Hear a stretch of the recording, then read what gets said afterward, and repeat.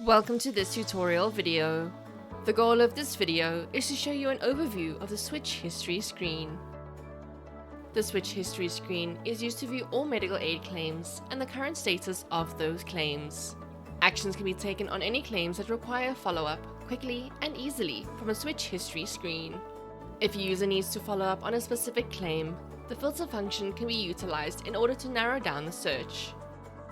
Let us go over how to navigate to the switch history screen. From the diary screen, click on the navigation wheel. Click on the communication segment to open the switch history screen.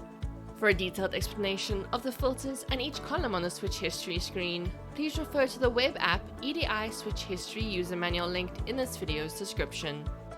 Once a practice has corrected any rejected claims or followed up on any unresolved claims, the user is able to click on the Resolve All on Page button.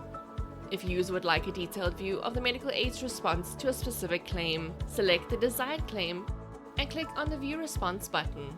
For a detailed explanation of the switch response, please refer to the web app EDI Response user manual linked in this video's description. If the user would like a summary of all transactions with totals, such as invoices, receipts, corrections, estimates, and journals that have been done for a selected debtor or patient, click on the Account Details button.